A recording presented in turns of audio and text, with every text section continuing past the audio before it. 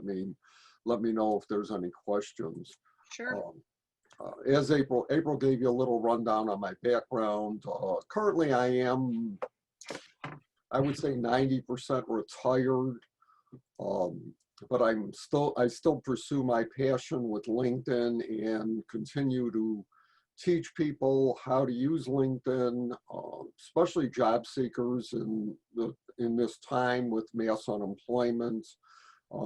I offer most of my services for free for job seekers. If you know of anybody who is looking in this day and age and needs some guidance, you can direct them towards me.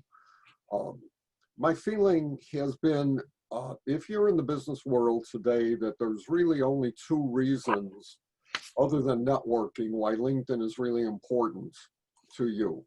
One is search results. If you look for me on the internet, my social media sites far outrank my business page here.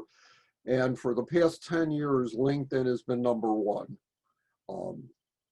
So I know if somebody is looking for me or is looking for my business or is looking to connect with me and they search, and I'm the only Michael Yablowski in the world, I have that one advantage, LinkedIn's going to be #1.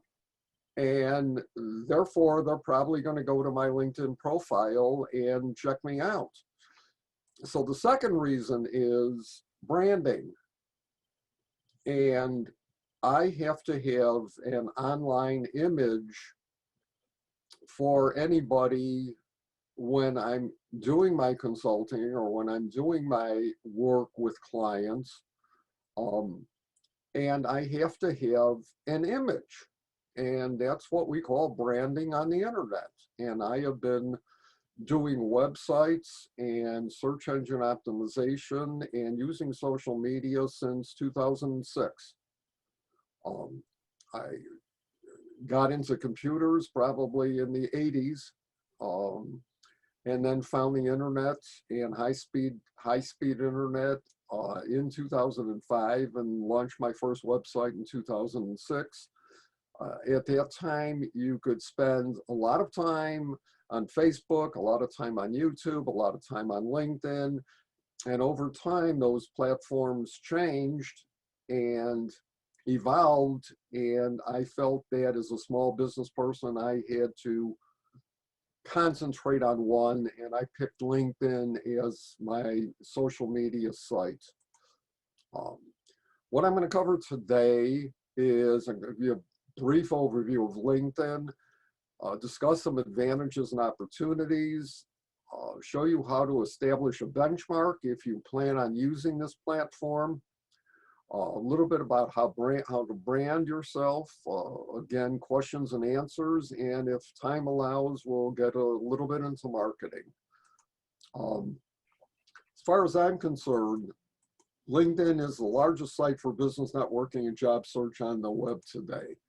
Reid Hoffman, who was one of the co-founders of LinkedIn, all he has to say about it is it connects the world's professionals for information sharing, productivity, and success. There are some advantages and opportunities available to us on LinkedIn. And let me give you a little bit more about my background. I was in the Buffalo Grove Chamber of Commerce in the early 90s. In fact, I started their first ambassador group. I founded their ambassador group and also founded a networking group that combined people between the Buffalo Grove Chamber and the Wheeling Chamber of Commerce, because at that time they didn't want to have anything to do with networking groups. So I stepped aside and formed one, and we met for about 25 years as a networking group. But again, I founded their ambassadors group, and I understand networking and what you do in a network.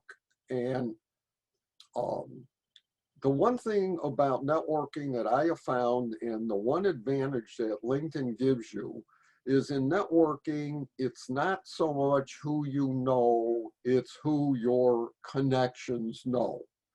because you should know your connections, your first levels, and the people that you engage with, but there's no way that you can project past that as to who they're connected to.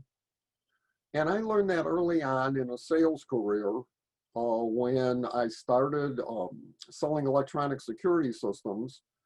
And all of a sudden I was getting calls from all over the Chicagoland area, and I had no idea why until I realized that people go to church together, they work together, they have families that are separated all over the map. And I started to put all of this together. And when I discovered LinkedIn, I said, oh my God, where was this when I started my sales career years and years and years ago?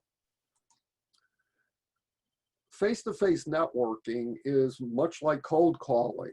You walk into a room and you know, if it's new to you, if it's something outside of what you've done, or there's strangers there, you have no idea who they are, and you have to start from scratch. You have to pick up a conversation, you have to qualify people, you have to determine if there's a fit, etc., etc., etc. And sometimes it can be very, very frustrating and not get you anywhere. The one advantage to LinkedIn is you can check that person out before you try to make a connection with them. You can look at your competitors. You can look at your prospects.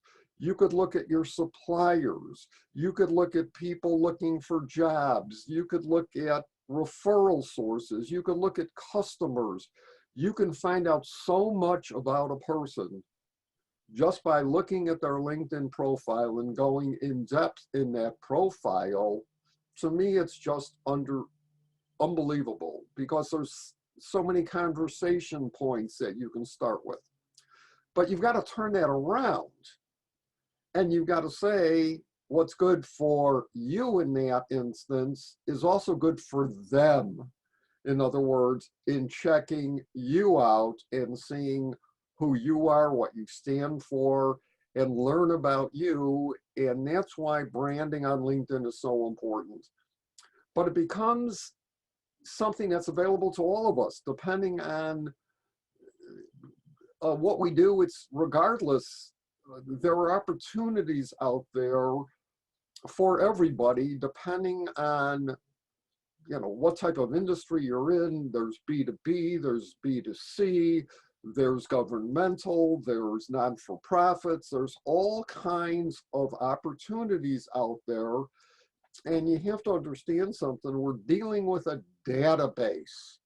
LinkedIn is nothing more than a large database, and it's a search engine.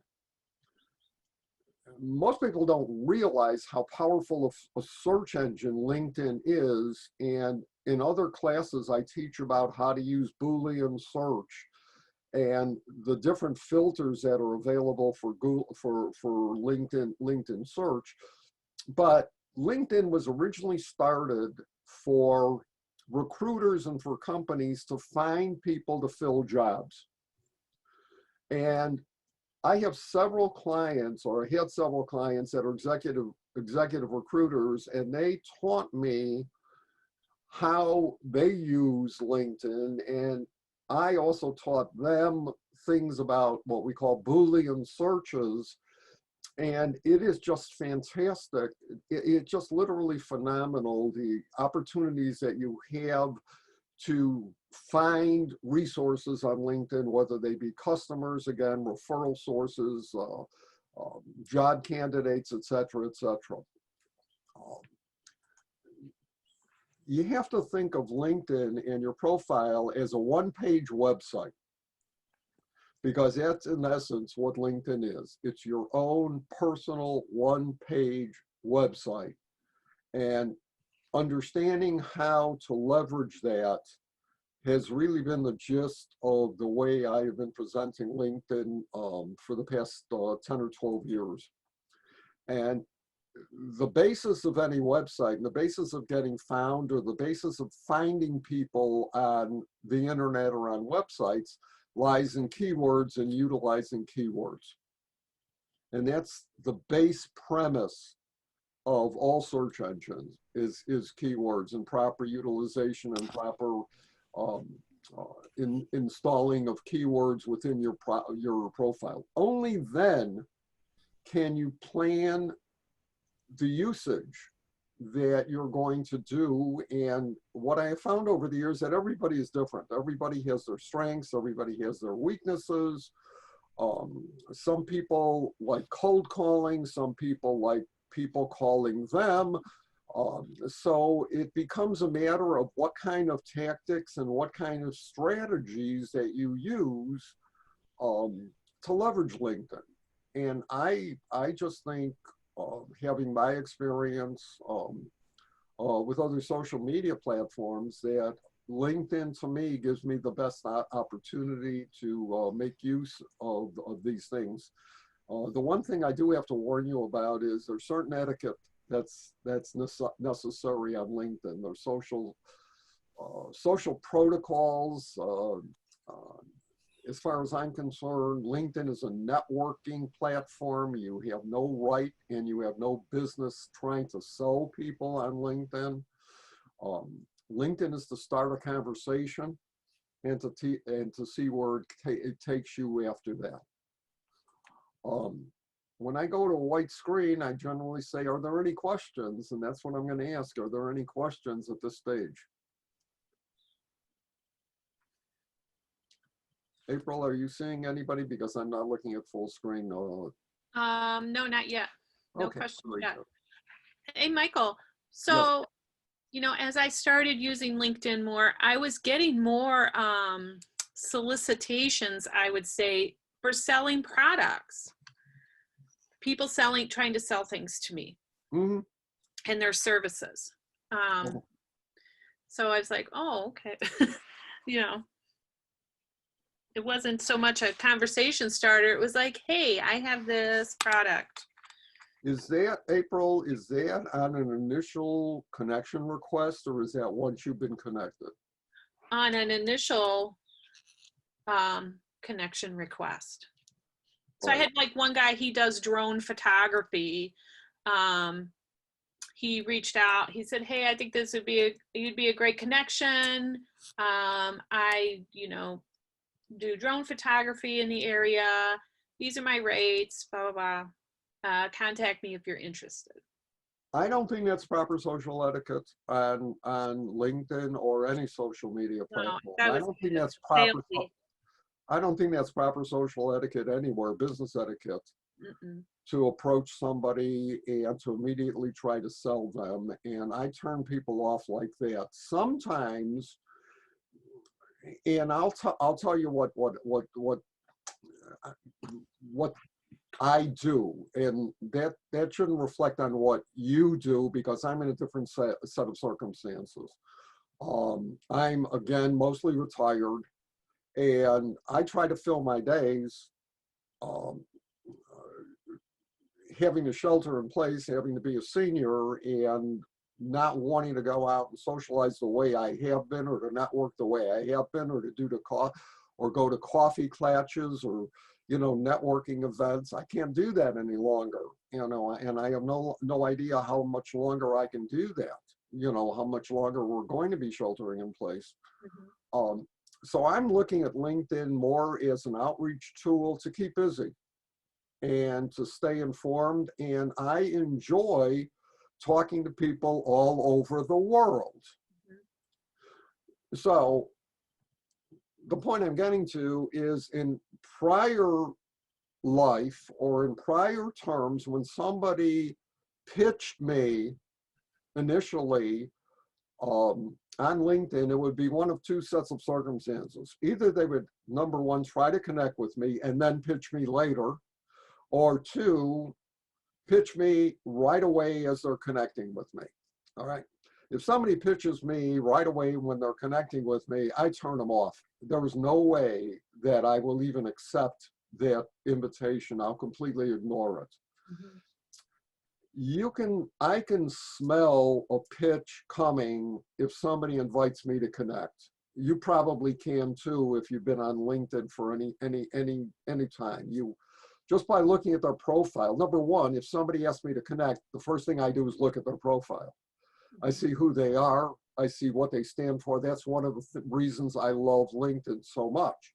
All right, if I see certain things, if I see an empty profile, if I see somebody without a picture, if I see somebody without experience, if I see somebody with 500 connections and nobody, no information about what they do or their business, etc., I will not even bother to connect with that person. Mm-hmm. If I see somebody who can be a potential friend, client, acquaintance, referral, yeah, I'll connect with them. But if I smell a pitch coming, I'll say, I'll connect with you only if you agree not to pitch. Mm-hmm. Because if you do pitch me, I'm going to disconnect you that fast. So what happens? People ignore that, and I connected with somebody in Australia because I like to talk to people all over the world. I'm helping somebody with a website in the United Kingdom right now. I'm helping somebody with a website in Argentina right now. I said, oh, okay, well, we've got close enough time zones in Australia. His early evening hours or early morning hours in the US, I'll connect with him. And I said, don't pitch me. And of course, he came back later on and he pitched me. And I looked at him and I said, you're violating what we originally agreed on. And if you continue to do this, I'm going to disconnect you. Now, if you want to open up a conversation to see if we have any mutual interests, I'll be more than happy to do that. And guess what? He came back to me and we have a Zoom meeting set up for next Wednesday. Unfortunately, I have to be on Zoom at 6 a.m., which is a little early for me, but in his time zone, that's convenient for him. So my circumstances are different. Mm-hmm. So I'm looking at it from a different point of view. The other thing I want to bring out with is I connect with competitors. I used to connect with competitors, and I'm not object to doing that because I can learn from what they do. Mm-hmm. And I don't mind that. So I know that was a long answer to your question, but I wanted to give you some different philosophies or different alternatives to pick and choose from. Did you have a follow-up to that, April? No, I like the connect to competitors because I used to not, and now I do, and I learn a lot from other people. Right. And I don't know whether people are aware of it. You can, and if you go to my profile, I do not open my connections to other people. And that's the way I keep my competitors from looking at my profile.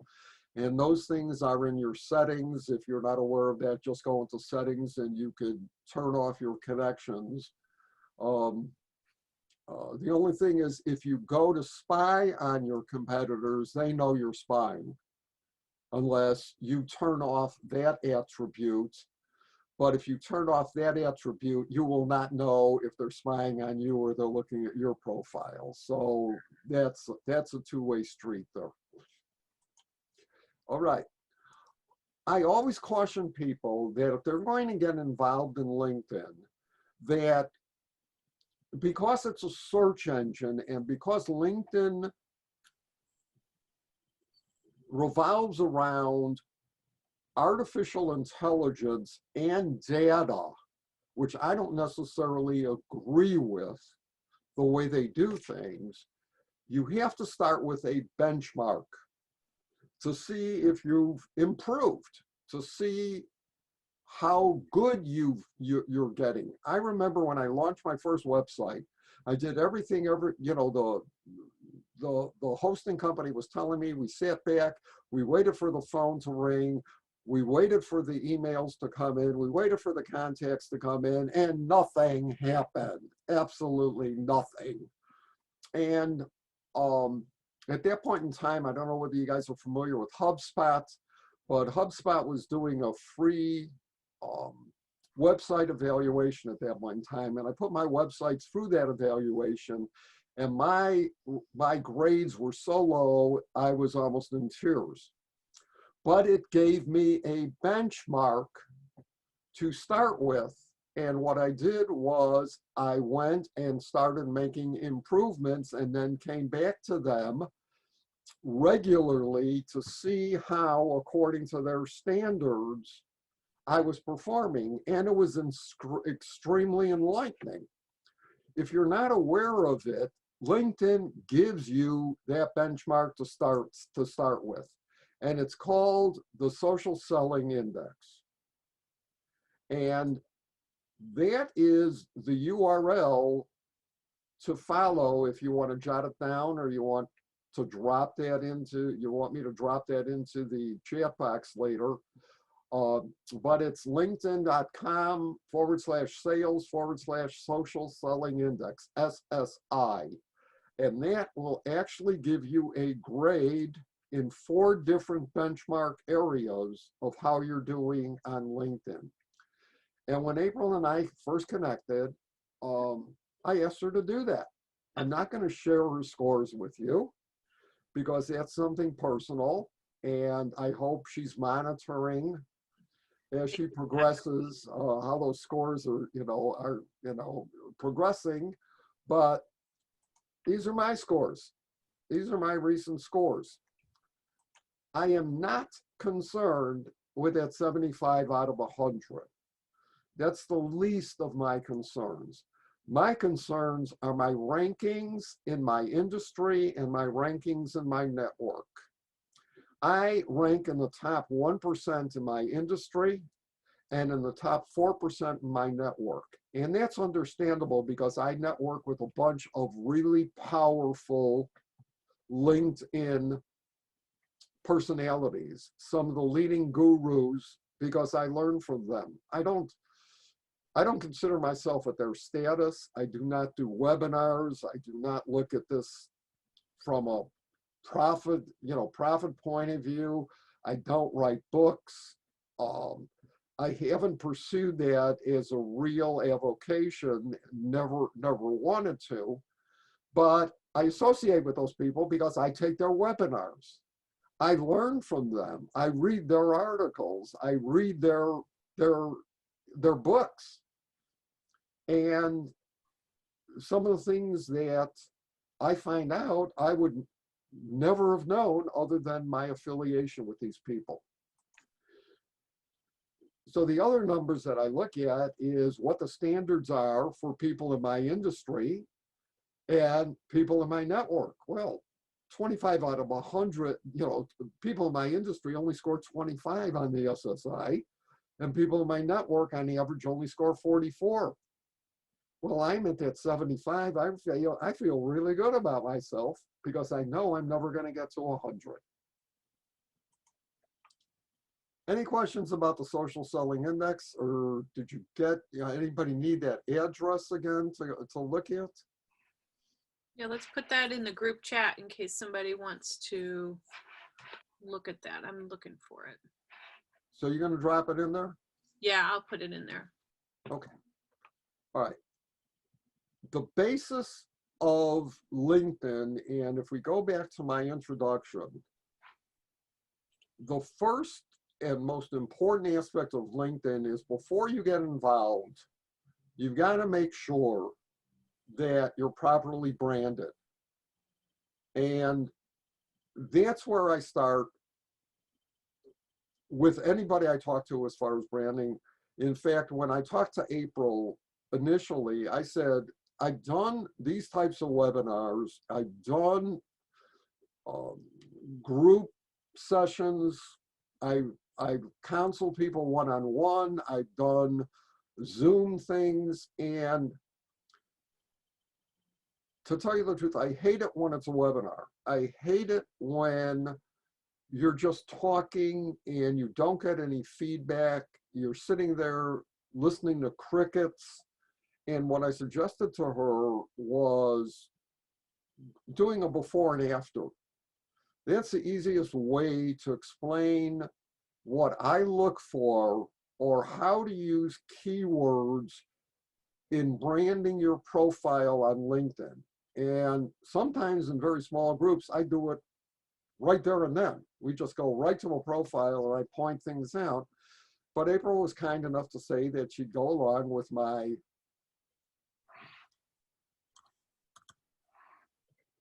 ideas or my suggestions and to help her spruce up her LinkedIn profile. It was either that or be brutally frank in a webinar, and I didn't really want to be, I gave her the choice, and she was amiable and nice enough to go along with it. And I was the guinea pig. It was okay. That's fine. Again, I cannot emphasize keywords, all right? Going back to when I launched websites, I am a SEO guy, search engine optimization. I'm an organic search guy. I don't believe in paying for results. I proved for the past 12 years you don't have to, especially as a small business person. You just don't have to. If you find a niche and you operate within that niche, it's very easy to get results on Google. It's very easy to get results on LinkedIn, as long as you understand that the basis of this is by using keywords properly. And one of the tools to use keywords is a word cloud generator. This is my about section when I throw it through a word cloud generator. And a word cloud generator shows a visual depiction of the words you emphasize most in any written text.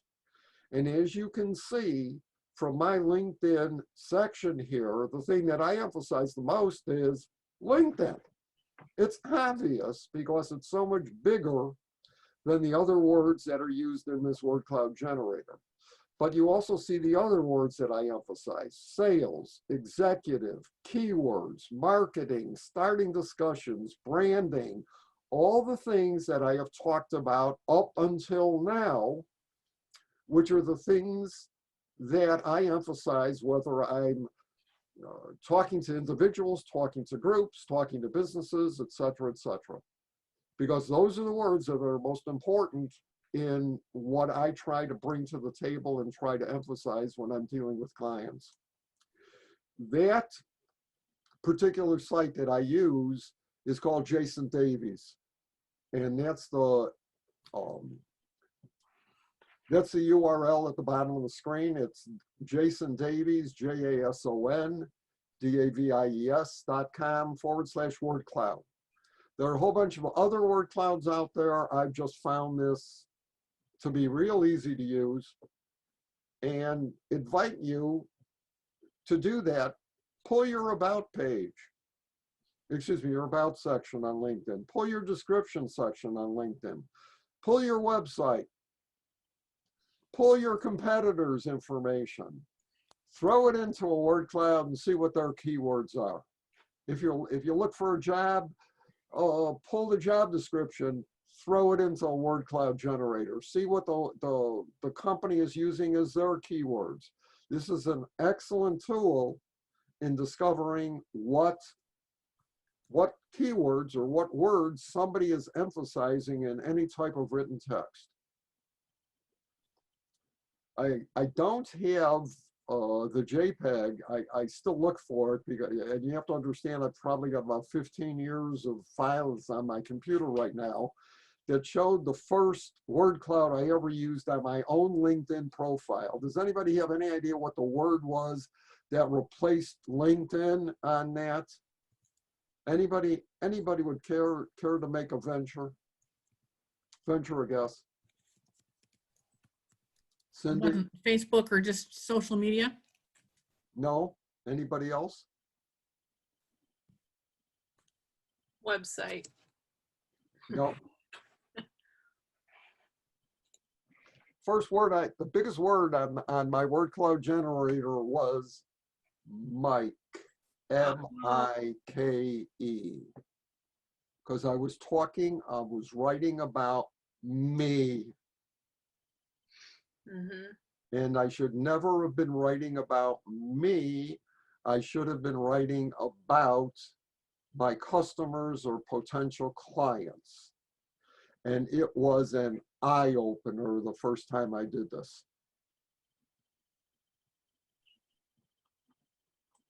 It's a good idea. Okay. April, did you send out my top 10 checklist? No, I'll send it out to the people who registered, or I can send it over to Bloomingdale Chamber. Okay. Or I can also give you a link. It's online on Google Docs. I got it on the Google Docs. Excuse me, a Google Drive folder if you want that link, if you don't want to send it out to you. But I start with a checklist of 11 things. It used to be a baker's dozen. It used to be 13. And a couple years ago, LinkedIn changed their priorities and I cut it down accordingly to my top 10 plus 1 checklist. And April will send that out to you to take a look at it. That is the Google folder. If you want to, if you can copy that or you want to write that down, but it's a bit.ly short code, so you have to adhere to caps when you do that. So it's bit.ly/2, capital F, capital Q, capital O, capital E, 0F in order to get there. Okay, one thing before I go to April, this to me, I hate it when I go in and I find somebody with a default background and no profile picture. This to me says somebody is not taking LinkedIn seriously. And there is a big difference, and this is my daughter's profile. When she was looking for work, I helped her with her LinkedIn profile. You just see the big difference between that background image and having a profile picture there. Because people learn by visuals and they're attracted to visuals. They're not really attracted to text. And that's where your eye focuses. Anytime you're online or anytime you're reading, it focuses on visuals, and you want to make a good visual impact when you do so. Which, of course, leads me to somebody's old LinkedIn profile highlight box or profile headline box. Wow. And this is where we started with April. Okay, guys, be gentle, okay? Be gentle. I told you I would be gentle, didn't you? I'm also having allergy problems this week, so I had to put in a cough drop, so please excuse me. I actually had a Zoom on Monday. I lost my voice completely. I don't know whether the same thing appears to you as it appears to me, but I told April right on that her background was much too dark as far as I was concerned and took away from her great picture there. And that, you know, I made her a couple of suggestions or a couple of other things that I wanted to look at on her profile highlight page. One of the things that occurred to me was she's wasting space by talking about Keller Williams Realty twice on the same profile highlight box. What you have underneath her name or underneath your name is what we call the headline, the slug, or the tag. Over here on the right side, the Keller Williams Realty, as far as the workplace, is an automatic. LinkedIn automatically populates that with the highest ranking experience that you have. So my suggestion was, why duplicate that? Why use the extra space when you want to use your headline as an opening invitation for people to explore your profile in a little bit more depth, see who you are. So this was her old profile. And I'm going to look at number 1, her headline, number 2, her connections, Number 3, Keller Williams, and number 4, College of DuPage. That's in addition to the profile banner, the banner that's behind her. So this is her new profile that I just captured a couple of days ago. And look at the difference between the background image now and the background image before. The other thing that I stressed to her was branding means carrying that same image, that same message across all social media profiles that you engage in. And this on the right was her background image from her Facebook page. And I said, you should not be confusing people with different backgrounds. And she took my advice and she went with the background image and changed that on LinkedIn. B, look at the difference between what she had as her headline slugger tag before and what she has now. Before, she's a realtor at Keller Williams Realty. Now, she's actually doing a pitch, her elevator pitch, as to why you should bother even talking to her rather than just doing a title. It's really important to understand you have 220 characters in that box right now, and this has been a recent upgrade on LinkedIn. They went from 120 characters to 220 characters to give you that ability to send a message to somebody looking at your profile of why should you bother talking to me? Why should you try to connect with me? And you have to look at that as a billboard, as an invitation to explore further. I also said to her, you ought to increase the number of connections. And she's starting to do that. Working on it. Well, it's a long process for me. It took me a long time to get over 500. Took me a long time to get over 1,000. Took me a long time to get over several thousand, but it's an ongoing process. And the more connections you have, the more opportunities you have. Exponentially, it increases your network. If you look at not your first level connections, but your second and third level connections. And that's really where you should be mining, is not on first levels, but on second levels and third levels. Look at what we did with Keller Williams and College of DuPage. We're now connected with their pages because that's what those little icons are showing. If you go back to 3 and 4 on the original profile headline box, there's no icon there. It's that gray matter that's the standard LinkedIn icon versus D, which are those color-coded icons, which means she's directly connecting her profile to those organizations. This is her old contact form. I want to point out personal website.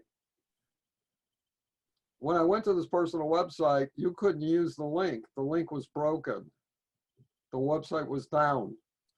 But April never had gone back and checked that or fixed that. And now we've got a new contact form for her, which is showing her landing page on the realtor site and her Facebook business page. So people want to check her out. They're able to go to either of these places. You get to do this 3 times on LinkedIn. And if you go into your contact page and you don't see 2 or 3 links there, that means you're missing the boat. If you have a personal website, which she doesn't, you can link to different pages on that website. And if you scroll down when you open up that column and go to other, you see how she has taken it from personal website to my personal landing page? You can actually type in what you want to say there. So it becomes more personal. It gives another invitation to somebody to go further, check you out, learn more about you. This is your About section.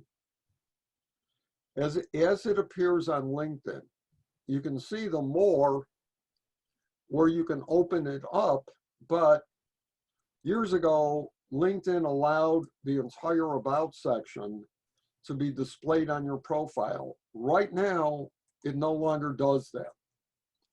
So this is what April's About section looked like before. This is what April's About section looks like now. I'm strongly urging her to expand on this Yes. because you have 2,600 characters to utilize in your About section. 2,600.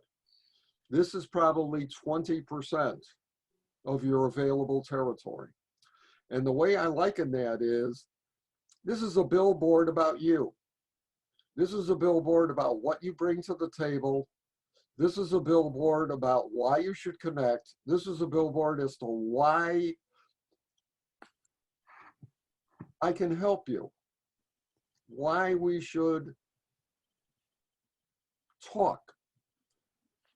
And if you're only using 20% of it, it's like buying a billboard on the tollway and only putting 20%, a picture up on 20% and leaving the rest white.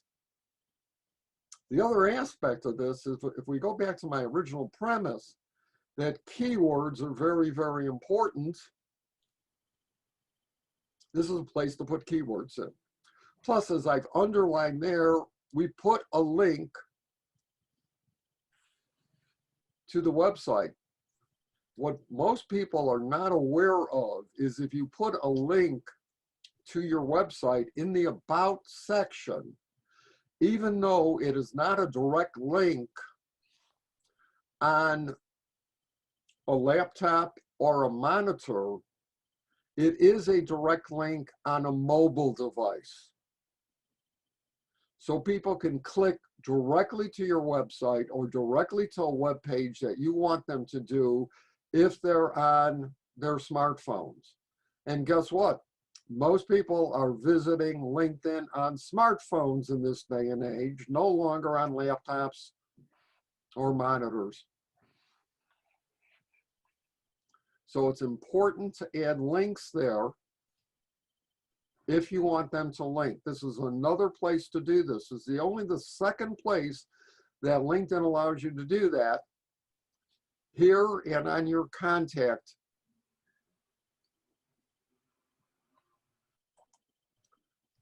Now let's take a look at the way April's original About was written.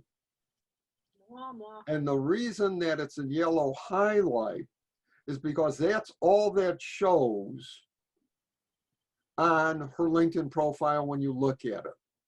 And I'm going to read it to you. I started many years ago with a vision of having my own interior design studio.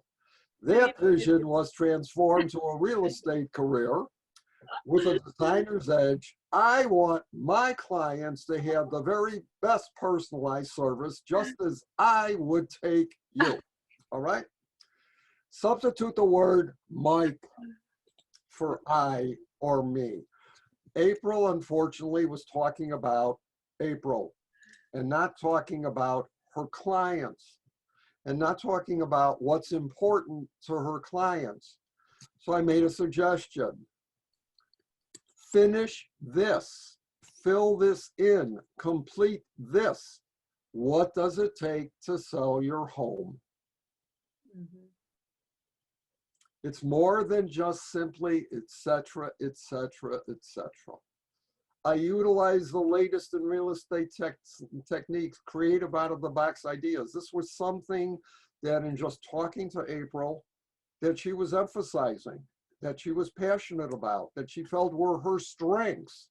I said, well, translate that to what your customers want and put it in writing. That's what branding is all about. It's not thinking about you, it's putting yourself into your customer's shoes and writing to their needs, writing to their wants. And again, in red, I'm showing you that she put a link on this profile. Her experience section, again, over here, her page was not linked to her company's page. Right now, it's linked to her company's page. We pushed up, or she pushed up Kiwanis as one of her top 3 choices before, where it wasn't even showing here.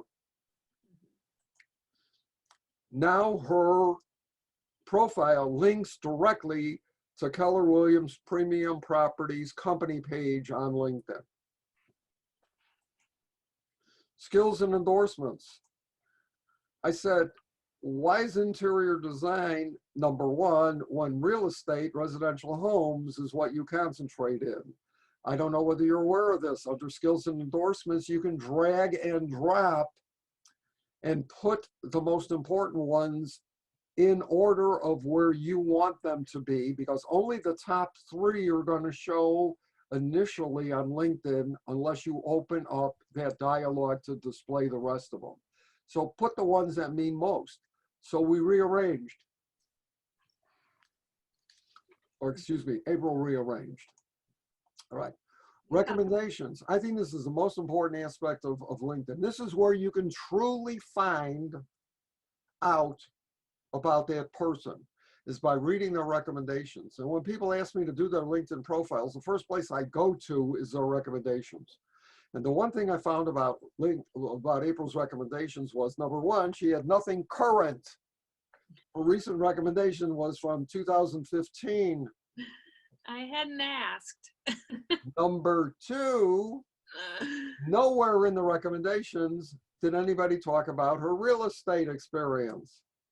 They were talking about other things. Well, she's presenting herself as a realtor.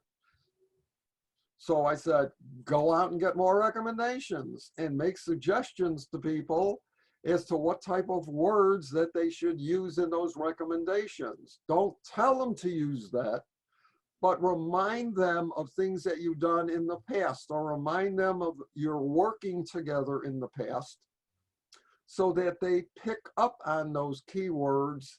Because again, this is a real important place to add those keywords, and LinkedIn is looking here for those keywords in their artificial intelligence. So she is gone and she's got a brand new recommendation. Great. I want her to do some more. If you go look at my LinkedIn profile, I've got 58 recommendations. I've stopped asking for recommendations about 5 years ago because I don't think that I should go any further than I have.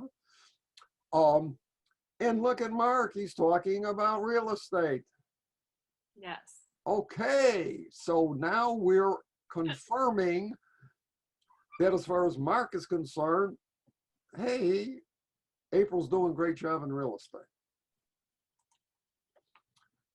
One of the ways to get found on LinkedIn is by increasing your activities. So of course I went to April's activities and found that one of the most recent posts that she had was 8 months old, which means she is not paying attention to the importance of LinkedIn. But I guess it changed, okay?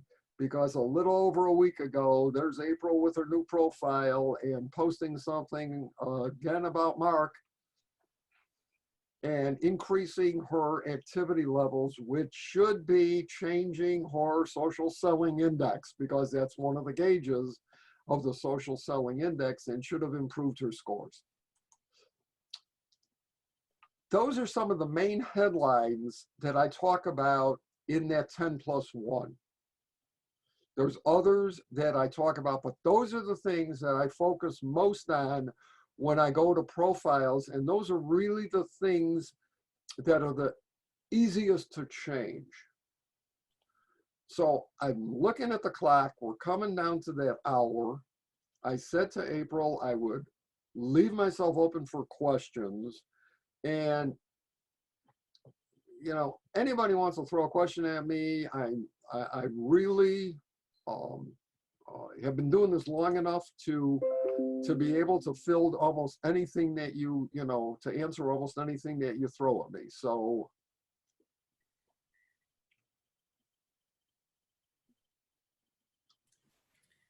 Michael, what about your business page? Like, this is all personal stuff, but you know, you should also have a business page, right? well, on LinkedIn, it's called a company page. All right. Number one, my feeling is you should never even attempt to do a company page until you branded your profile, because nobody's going to bother to go to your company page if they don't find you interesting, or they don't find you, you know, something there to keep them keep them going, et cetera, et cetera. So company pages by me are very, very important. All right. It allows you to get links to your website. It allows you to increase activity. It allows you to get more followers to your company. And if you're actively engaged in blogging or putting up articles, it's a fantastic place to actually get leads from. And I show companies how to do that. But I have to go back and I have to say, first thing you got to do is you got to make sure you're properly branded. If you get to that stage, yes, let's talk, you know, talk about company pages, talk about increasing your activities, talk about the other things as far as marketing yourself and becoming more visible on LinkedIn. But branding is the first step. You've got to do that. And to be blunt with you, I'll be very blunt with you, Cindy. All right. In 12 years, if I have found initially 4 or 5 people that have been branded that I have not given ideas to, it would be a lot. One handful, okay? Anybody I've ever talked to that's looked for advice. I'm not talking about some of the gurus that I deal with or some of the gurus that I'm connected with. I'm not talking about those people, but I'm talking about people that have come to me looking for advice or looking for help. I have never found anybody except with one handful of people that don't need some advice in branding or getting them up to speed. I remember something, I was dealing with an attorney, with an accountant. And he came to me and he was talking to me and he said, I'm not getting the kind of action on LinkedIn that I want. I'm into this kind of accounting. I'm in tax accounting. That's my forte. And I looked at his LinkedIn profile and I said, where are you talking about it on your LinkedIn profile? You're promoting yourself as a CPA. You're not promoting yourself as a tax-oriented CPA. You don't mention the word tax anywhere in your profile. I recently chatted with him on LinkedIn 5 years later, all right? Number one, he's left his firm. Number two, he started his own firm. Number three, he's got partners. And number four, where is he concentrating? In tax law for doctors and attorneys. Nice. All right. Sometimes it's not obvious to you, it's obvious to me, or it's obvious to somebody else. Okay, that's all I can say. So branding, if you've got that down, then go to step 2. Okay. I have a follow-up to that? Do you have a follow-up question to that? Good. Thank you. You're welcome. Michael, David had a question. How do you balance all the various social media platforms? Do you prioritize what you're posting to what? Okay, there's 2 questions there, all right? Yeah. Number one, prioritizing. I don't feel, and I'm a small business person too, and I started out internet marketing for my wife's business. So there was only two of us. So again, I'm a micro business, and the analogy I use is we're plankton in a sea of whales. We're so small out there compared to the big guys. And most of the webinars and most of the seminars that you see out there are geared to middle-sized companies. They're geared to companies much over our level. And I'm talking about small and micro businesses. That's where I specialize. I specialize in businesses that don't have the capital, don't have the money to afford a full internet marketing department, but want to do something. My feeling is you got to concentrate. And that's why I shifted my emphasis away from Facebook, away from YouTube, onto LinkedIn 10 years ago, because I decided I had to specialize in B2B businesses. And my advice to small companies is start somewhere, but don't spread yourself so thin. Try to figure out where your customers are at and use that social media site to do that. For instance, I was dealing with a company that's dealing with seniors, all right? They're posting on Instagram. I'm sitting there saying, why? What kind of seniors are you expecting to find your posts on Instagram? Give me a break. Go to Facebook. Why are you bothering? All right. That's the first half of the answer. The second half of the answer is priority. Priority number one is your website. It always has been, it always will be. The first place you post is on your website, because really that's the most important place for you to be selling out there, is on your website. That's where you're capturing emails. That's where you're capturing contact forms. That's where you're inviting people to connect with you via your media. Number two is anywhere else. Anywhere else. I run a website for a contractor in the Chicagoland area. I've been doing it for 3 years. First place we set up anything is on their blog, on their website. Second place is on their LinkedIn company page. Third place is on their LinkedIn individual profiles. Fourth place is on YouTube videos, and then we take the YouTube videos and put them A on their blog, B on their LinkedIn profile, and C on their individual profiles. Why? Because they're a B2B business. But the website comes first, in my estimation. I hope that answered this question. Yeah, no, I think that's great. Anything else?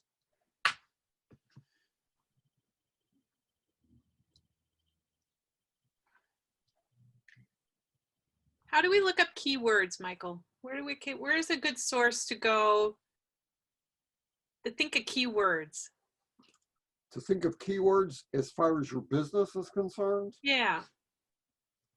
Okay. I have two bits of advice as far as that's concerned. And I'm going to write this down.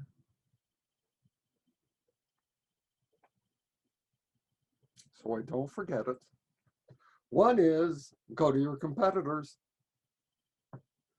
When I first launched my wife on her first website, what I said to her was, go check out your competitors. Tell me what they do right. Tell me what they're doing wrong. And tell me what you do differently than they do. When I'm dealing with a client, I say to them, give me a list of the keywords that you think are important to your website. Give me a list of what you do. And then let me check it out. Right. There's a source for Google AdWords where you can check out keywords. I strongly suggest don't use it. It's extremely biased in my estimation, my personal estimation, and the purpose there is to sell you pay-per-clicks. So you have to understand what the purpose there is. The best place that I have found to search for keywords is Google. Oh. And you have to use some intuitive ideas there. You have to take your keywords and search and put them into a Google search engine and see what comes up. It's that simple. And also see what Google suggests as your alternative keywords, because they come up with a whole list of other suggestions. And then brainstorm either with yourself or people in your company or your niche, and come up with other suggestions and other ideas, and see if your competitors are coming up for those keywords. All right, let me give you some examples of that. I deal with a company in the contracting business that deals with parking lots and revenue controls. And one of the acronyms in their industry is called PARCS, P-A-R-C-S. It stands for, and I want to write down another example, because I didn't know we were going in this direction. PARC stands for Parking Access Revenue Control Systems. And they gave me that on their list of keywords. And I put it into a Google search engine, and guess what came up? PARCS, P-A-R-K-S, because Google's artificial intelligence is telling us that I misspelled P-A-R-K-S. So you have to actually check them out. I was dealing with somebody in the accent reduction field some years ago who dealt with immigrants coming to the United States and being discriminated against because they had very difficult accents, very hard accents. In fact, I had a Zoom meeting the other day with a meetup group, and one of the women was commenting saying she actually worked for a company where they were using people from France coming in to the United States and working for them, and they had to spend thousands and thousands of dollars getting them coaches to help with their accent reduction. Well, I Googled accent reduction, and I also did some searching, and guess what I found? Immigrants have no idea what you're talking about with accent reduction. What they're looking for is how to reduce my accent. Accent reduction is a jargon for the industry. It's not realistic in their searches. So this guy changed his website, the main landing page on his website, to how do I reduce my accent? And all of a sudden he was getting inquiries onto his website, because what he had early adopted was the industry jargon. I'll give you one more example, another one that vividly comes into mind. I was dealing with a company that dealt with people with disabilities. They did things like staircases. They did things like ramps. They also did things about like hoists to lift a wheelchair into a van. And what they had dedicated a page on their website to was auto lifts, which made a lot of sense, you know, lifting a wheelchair into an auto. But going and doing a Google search for them, what auto lifts actually brought forth were those lifts that you associate with putting a car up to change their oil or putting a car up to change their tires. Nowhere on the Google responses did anything come back as far as a hoist to lift a wheelchair up into a van. So my suggestion is take those keywords that you find, put them into a Google search engine and see what the results are before you commit to them. Long answer to your question, but I hope I hope that clarified it. No, I like it. Anything else? Anybody else? Let me think. No, there's a lot to do here. It gave me a lot of work to do. So thank Oh you. yeah, oh yeah. But it's not something that you can expect results overnight for. It's something you have to work on. But the first thing you've got to do is determine whether it's a social media platform for you. And if it's not, go to the social media platform that's best suited for you, or where your customers are at, and go there.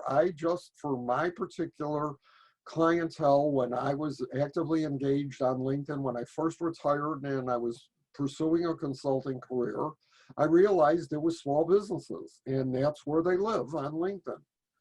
And that's where I continue to do a lot of my work, and help the companies that I still work for, but also look for connections, because I enjoy talking about it, and talking to people all over the world about it, because it is a passion, and it is something I'm deeply engaged in, and I still want to stay relevant. I don't play golf, and I'm cut off from the senior center right now because they've closed for seniors, and a lot of my social life is on the internet, and thank God for Zoom. Yeah, really. Thank God for technology right now. Love it. Absolutely love it. All right. Anybody else have questions? How they can better build their LinkedIn page, or connecting the different websites to your LinkedIn page? Okay. Did you put the word cloud in there? You put the SSI in there? All right. Well. Awesome. I recorded this, so I'll share it on our chamber page, and then if anybody wants to go back, they can review it later. And thank you so much, Michael. Seeing my screenshots up there is really enlightening. Well, if you want to let everybody else go and stop recording, we can talk a little bit further about that. But Sure. I warned you. I told you I took. I know. I thought I did better, though. I'm getting better. Okay. Yeah, and you should be. And you've made a lot of progress. And It's a work in progress. you got to keep working at it. Yeah. If you think it's the right tool for you. You know what I'm saying? Mm-hmm. If you just think of it as just a place to brand yourself, if people are going to check you out, and you feel that Facebook is better for you, that's fine. I have no problem with that. Once you get to the level that you're comfortable with, that's fine. If you don't feel you can prospect there, don't. All right. But I see a lot of realtors doing that, and you could spy on them and see and actually see what they're doing, Mm-hmm. and see whether it's been effective for them. And I follow a number of them because my nephew is looking to become a realtor in this area, and one of the things that once he gets his real estate license, is we're going to be talking about LinkedIn and how he can leverage LinkedIn up where we live, et cetera, et cetera. You'll give me a link to that recording so I can take a look at it as well and see how I gauge myself, if you know what I'm saying. Absolutely, sure. All right. I appreciate you coming to help us today. Oh, I love talking about it. I love talking about it. Fantastic.